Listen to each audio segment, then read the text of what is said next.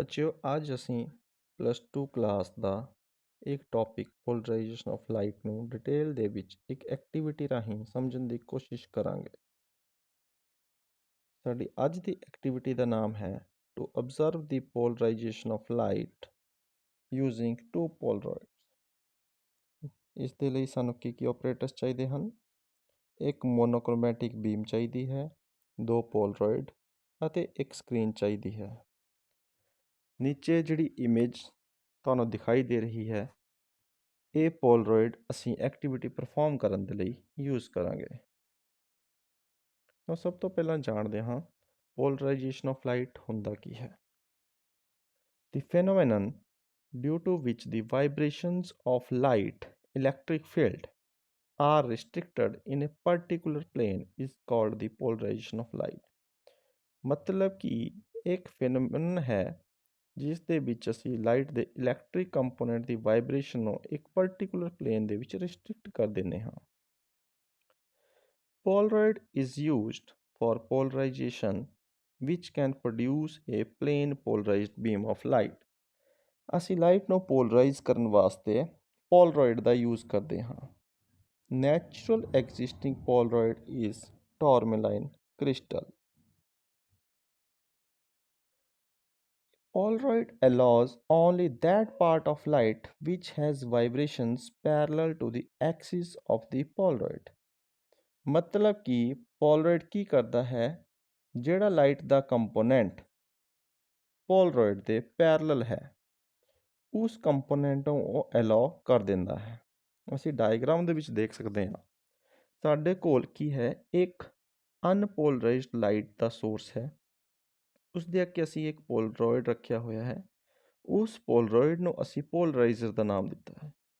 ਜਦੋਂ ਅਨਪੋਲਰਾਈਜ਼ਡ ਲਾਈਟ ਉਸ ਪੋਲਰਾਇਡ ਦੇ ਉੱਪਰ ਇੰਸੀਡੈਂਟ ਹੋਏਗੀ ਤਾਂ ਉਹ ਕੀ ਕਰੇਗਾ, ਲਾਈਟ ਨੂੰ ਪੋਲਰਾਈਜ਼ ਕਰ ਦੇਵੇਗਾ। ਯਾਨੀ ਕਿ ਲਾਈਟ ਦਾ ਉਹ ਕੰਪੋਨੈਂਟ ਜਿਹੜਾ ਪੋਲਰਾਇਡ ਦੇ ਐਕਸਿਸ ਦੇ ਪੈਰਲਲ ਹੋਵੇਗਾ ਉਹ ਉਸ ਪੋਲਰਾਇਡ ਦੇ ਵਿੱਚੋਂ ਪਾਸ ਹੋ ਜਾਵੇਗਾ। ਜਿਵੇਂ ਕਿ ਅਸੀਂ ਡਾਇਗਰਾਮ ਦੇ ਵਿੱਚ ਦੇਖ ਸਕਦੇ ਹਾਂ, ਸਾਡੇ ਕੋਲ ਪੋਲਰਾਈਜ਼ਡ ਲਾਈਟ ਦਿਖਾਈ ਦੇ ਰਹੀ ਹੈ। ਹੁਣ ਜਿਹੜਾ ਆਪਣੇ ਕੋਲ ਫਸਟ ਪੋਲਰਾਇਡ ਉਸ ਨੂੰ ਅਸੀਂ ਨਾਮ ਪੋਲਰਾਈਜ਼ਰ ਦਾ ਦਿੱਤਾ, ਜਿਹੜਾ ਸੈਕਿੰਡ ਹੈ ਉਸ ਨੂੰ ਐਨਾਲਾਈਜ਼ਰ ਦਾ ਨਾਮ ਦਿੱਤਾ। ਹੁਣ ਅਸੀਂ ਕੀ ਕਰਾਂਗੇ, ਇੱਕ ਸੈਕਿੰਡ ਪੋਲਰਾਇਡ ਲਵਾਂਗੇ, ਉਸ ਨੂੰ ਬਿਲਕੁਲ ਫਸਟ ਪੋਲਰਾਈਜ਼ਰ ਦੇ ਪੈਰਲਲ ਰੱਖਾਂਗੇ। ਜਦੋਂ ਪੋਲਰਾਈਜ਼ਡ ਲਾਈਟ ਉਸ ਐਨਾਲਾਈਜ਼ਰ ਦੇ ਉੱਪਰ ਇੰਸੀਡੈਂਟ ਹੋਵੇਗੀ ਅਤੇ ਉਸ ਪੋਲਰਾਇਡ ਯਾਨੀ ਕਿ ਐਨਾਲਾਈਜ਼ਰ ਦਾ ਐਕਸਿਸ ਜਿਹੜਾ ਹੈ ਉਸ ਪੋਲਰਾਈਜ਼ਡ ਲਾਈਟ ਦੇ ਐਕਸਿਸ ਦੇ ਪੈਰਲਲ ਹੋਵੇਗਾ ਤਾਂ ਲਾਈਟ ਉਸ ਐਨਾਲਾਈਜ਼ਰ ਦੇ ਵਿੱਚੋਂ ਪਾਸ ਹੋ ਜਾਵੇਗੀ ਅਤੇ ਸਾਡੇ ਕੋਲ ਸਕਰੀਨ ਦੇ ਉੱਪਰ ਲਾਈਟ ਦਿਖਾਈ ਦੇਵੇਗੀ। There is no change in the intensity of light on rotating the polaroid when only one polaroid is used। ਅਗਰ ਅਸੀਂ ਕੇਵਲ ਇੱਕੋ ਹੀ ਪੋਲਰਾਇਡ ਯੂਜ਼ ਕਰੀਏ ਅਤੇ ਉਸ ਦੇ ਉੱਪਰ ਅਨਪੋਲਰਾਈਜ਼ਡ ਲਾਈਟ ਇੰਸੀਡੈਂਟ ਕਰਵਾਈਏ ਤਾਂ ਜਦੋਂ ਪੋਲਰਾਇਡ ਤੋਂ ਪਾਸ ਹੋ ਕੇ ਲਾਈਟ ਸਕਰੀਨ ਦੇ ਉੱਪਰ ਆਵੇਗੀ ਉਸ ਲਾਈਟ ਦੀ ਇੰਟੈਂਸਿਟੀ 'ਤੇ ਕੋਈ ਫਰਕ ਨਹੀਂ ਪਵੇਗਾ ਅਗਰ ਅਸੀਂ ਪੋਲਰਾਇਡ ਨੂੰ ਕਲੌਕਵਾਈਜ਼ ਜਾਂ ਐਂਟੀ ਕਲੌਕਵਾਈਜ਼ ਡਾਇਰੈਕਸ਼ਨ ਦੇ ਵਿੱਚ ਰੋਟੇਟ ਕਰੀਏ। ਬਟ ਅਗਰ ਅਸੀਂ ਇੱਕ ਹੋਰ ਦੂਸਰਾ ਪੋਲਰਾਇਡ ਜਿਸ ਨੂੰ ਐਨਾਲਾਈਜ਼ਰ ਦਾ ਨਾਮ ਦਿੱਤਾ ਹੈ ਉਸ ਦਾ ਐਕਸਿਸ ਪਹਿਲੇ ਪੋਲਰਾਈਜ਼ਰ ਦੇ ਐਕਸਿਸ ਦੇ ਪਰਪੈਂਡੀਕੂਲਰ ਕਰ ਦੇਈਏ ਤਾਂ ਸਾਡੇ ਕੋਲ ਸਕਰੀਨ ਦੇ ਉੱਪਰ ਕੋਈ ਵੀ ਲਾਈਟ ਨਹੀਂ ਦਿਖਾਈ ਦੇਵੇਗੀ। ਇਸ ਦਾ ਮਤਲਬ ਇਹ ਹੋਇਆ ਕਿ ਲਾਈਟ ਦਾ ਜਿਹੜਾ ਇਲੈਕਟ੍ਰਿਕ ਕੰਪੋਨੈਂਟ ਹੈ ਅਤੇ ਉਸ ਦਾ ਪਰਪੈਂਡੀਕੂਲਰ ਮੈਗਨੈਟਿਕ ਕੰਪੋਨੈਂਟ ਹੈ ਉਸ ਨੂੰ ਐਨਾਲਾਈਜ਼ਰ ਨੇ ਅਤੇ ਪੋਲਰਾਈਜ਼ਰ ਨੇ ਬਲੌਕ ਕਰ ਦਿੱਤਾ। ਹੁਣ ਸਾਡੇ ਕੋਲ ਕੋਈ ਵੀ ਲਾਈਟ ਦਿਖਾਈ ਨਹੀਂ ਦੇਵੇਗੀ। ਸੋ ਬੱਚਿਓ, ਅੱਜ ਅਸੀਂ ਇੱਕ ਐਕਟੀਵਿਟੀ ਰਾਹੀਂ ਪੋਲਰਾਈਜੇਸ਼ਨ ਆਫ ਲਾਈਟ ਨੂੰ ਸਮਝਣ ਦੀ ਕੋਸ਼ਿਸ਼ ਕਰਾਂਗੇ। ਇਸ ਦੇ ਲਈ ਸਾਨੂੰ ਚਾਹੀਦੇ ਹਨ 2 ਸਟੈਂਡ, 2 ਪੋਲਰਾਇਡ, ਇੱਕ ਮੋਨੋਕ੍ਰੋਮੈਟਿਕ ਲਾਈਟ ਸੋਰਸ ਅਤੇ ਇੱਕ ਸਕਰੀਨ। ਹੁਣ ਅਸੀਂ ਕੀ ਕਰਾਂਗੇ, ਹੁਣ ਅਸੀਂ ਸਭ ਤੋਂ ਪਹਿਲਾਂ ਜਦੋਂ ਲੇਜ਼ਰ ਲਾਈਟ ਨੂੰ ਬਿਨਾਂ ਕਿਸੇ ਪੋਲਰਾਇਡ ਦੀ ਹੈਲਪ ਦੇ ਸਕਰੀਨ ਦੇ ਉੱਪਰ ਇਨਸੀਡੈਂਟ ਕਰਾਵਾਂਗੇ ਤਾਂ ਤੁਸੀਂ ਦੇਖ ਸਕਦੇ ਹੋ ਸਾਨੂੰ ਮੈਕਸਿਮਮ ਇੰਟੈਂਸਿਟੀ ਦੀ ਲਾਈਟ ਸਕਰੀਨ ਦੇ ਉੱਪਰ ਦਿਖਾਈ ਦੇ ਰਹੀ ਹੈ।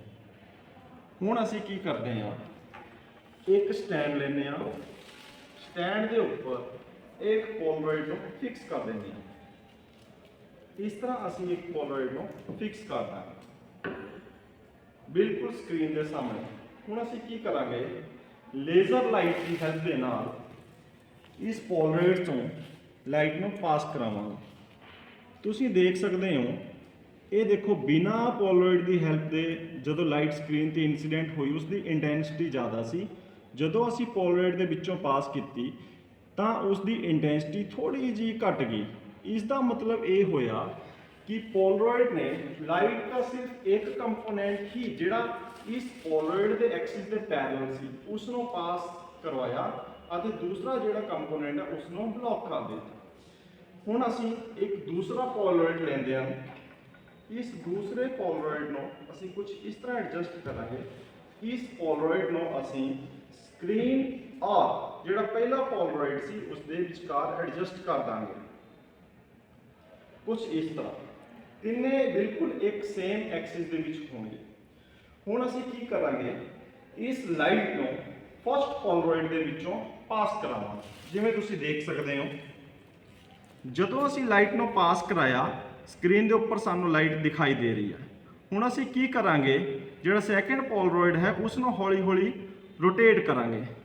ਜਦੋਂ ਅਸੀਂ ਰੋਟੇਟ ਕਰਾਂਗੇ ਤਾਂ ਸਾਡੇ ਕੋਲ ਕੀ ਹੋਏਗਾ, ਉਸ ਦੀ ਇੰਟੈਂਸਿਟੀ ਦੇ ਵਿੱਚ ਫਰਕ ਪੈਣਾ ਸ਼ੁਰੂ ਹੋ ਜਾਏਗਾ। ਤੁਸੀਂ ਦੇਖ ਸਕਦੇ ਹੋ ਲਾਈਟ ਦੀ ਇੰਟੈਂਸਿਟੀ ਘਟ ਰਹੀ ਹੈ ਔਰ ਹੁਣ ਜਿਹੜੀ ਹੈ ਇੰਟੈਂਸਿਟੀ ਜਿਹੜੀ ਹੈ ਬਹੁਤ ਜ਼ਿਆਦਾ ਘਟ ਚੁੱਕੀ ਹੈ ਔਰ ਇਸ ਪੁਆਇੰਟ ਤੇ ਲਾਈਟ ਇੰਟੈਂਸਿਟੀ 0 ਹੋ ਚੁੱਕੀ ਹੈ।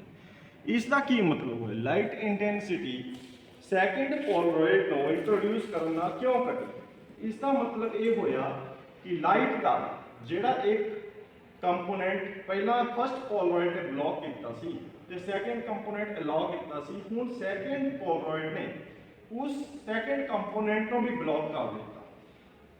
ਇਸ ਦਾ ਮਤਲਬ ਇਹ ਹੈ ਕਿ ਜਦੋਂ ਦੋਨੇ ਪੋਲਰਾਇਡ ਦੇ ਐਕਸਿਸ ਪੈਰਲਲ ਹਨ, ਲਾਈਟ ਜਿਹੜੀ ਹੈਗੀ ਆ ਸਕਰੀਨ ਦੇ ਉੱਪਰ ਇਨਸੀਡੈਂਟ ਹੋਏਗੀ ਅਤੇ ਉਸ ਦੀ ਇੰਟੈਂਸਿਟੀ ਜਿਹੜੀ ਹੈਗੀ ਆ ਸੇਮ ਰਹੇਗੀ। ਬਟ ਜਦੋਂ ਅਸੀਂ ਕੀ ਕਰਾਂਗੇ, ਸੈਕੰਡ ਪੋਲਰਾਇਡ ਜਿਸ ਨੂੰ ਐਨਾਲਾਈਜ਼ਰ ਦਾ ਨਾਮ ਦਿੱਤਾ ਹੈ ਉਸ ਨੂੰ ਅਸੀਂ ਫਸਟ ਪੋਲਰਾਇਡ ਔਰ ਸਕਰੀਨ ਦੇ ਵਿੱਚ ਇੰਟਰੋਡਿਊਸ ਕਰਦੇ ਹਨ ਤਾਂ ਉਹ ਜਿਹੜਾ ਹੈ ਪੋਲਰਾਇਡ ਸੈਕੰਡ ਪੋਲਰਾਇਡ ਉਹ ਕੰਮ ਕੀ ਕਰਦਾ ਹੈ, ਲਾਈਟ ਦੇ ਦੋਨੋਂ ਕੰਪੋਨੈਂਟ ਨੂੰ ਬਲੌਕ ਕਰ ਦਿੰਦਾ ਹੈ ਅਤੇ ਸਾਡੇ ਕੋਲ ਸਕਰੀਨ ਦੇ ਉੱਪਰ ਕੋਈ ਵੀ ਲਾਈਟ ਜਿਹੜੀ ਆ ਦਿਖਾਈ ਨਹੀਂ ਦਿੰਦੀ ਹੈ।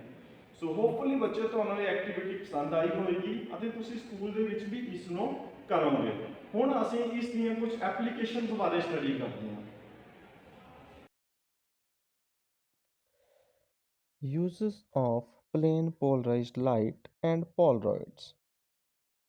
So, Polaroids used to avoid dazzling light of a car approaching from opposite side during night driving.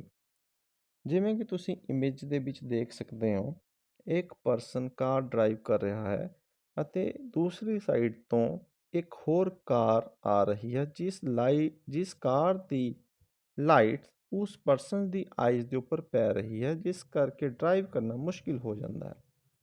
ਇਸ ਚੀਜ਼ ਨੂੰ ਰੋਕਣ ਵਾਸਤੇ ਵੀ ਪੋਲਰਾਇਡ ਦਾ ਯੂਜ਼ ਕੀਤਾ ਜਾਂਦਾ ਹੈ। Second, polaroids used to avoid glare of light. ਜਿਵੇਂ ਕਿ ਤੁਸੀਂ ਇਮੇਜ ਦੇ ਵਿੱਚ ਦੇਖ ਸਕਦੇ ਹੋ, ਇੱਕ ਲੈਫਟ ਸਾਈਡ ਤੇ ਨਾਨ ਪੋਲਰਾਈਜ਼ਡ ਇਮੇਜ ਤੁਹਾਨੂੰ ਦਿਖਾਈ ਦੇ ਰਹੀ ਹੈ, ਦੂਸਰੀ ਸਾਈਡ ਤੇ ਪੋਲਰਾਈਜ਼ਡ ਇਮੇਜ ਦਿਖਾਈ ਦੇ ਰਹੀ ਹੈ। ਮਤਲਬ ਕਿ ਜਦੋਂ ਬਰਫ਼ ਦੀ ਪਹਾੜੀ ਦੇ ਉੱਪਰ ਜਿਹੜਾ ਹੈ ਬਹੁਤ ਹਾਈ ਇੰਟੈਂਸਿਟੀ ਦੀ ਸਨਲਾਈਟ ਇਨਸੀਡੈਂਟ ਹੁੰਦੀ ਹੈ ਤਾਂ ਉਸ ਪਹਾੜੀ ਵੱਲ ਦੇਖਣਾ ਬਹੁਤ ਮੁਸ਼ਕਿਲ ਹੋ ਜਾਂਦਾ ਹੈ। ਅਗਰ ਅਸੀਂ ਪੋਲਰਾਈਜ਼ਡ ਗਲਾਸ ਦਾ ਯੂਜ਼ ਕਰੀਏ ਤਾਂ ਉਸ ਹਾਈ ਇੰਟੈਂਸਿਟੀ ਦੀ ਲਾਈਟ ਵੱਲ ਅਸੀਂ ਆਰਾਮ ਦੇ ਨਾਲ ਦੇਖ ਸਕਦੇ ਹਾਂ। In calculators, watches, TV, computers, etc., letters and numbers are formed by liquid crystal display through polarization of light.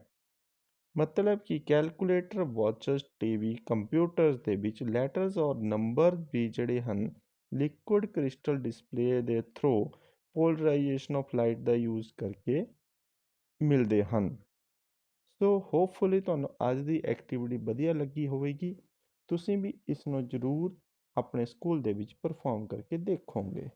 Thank you.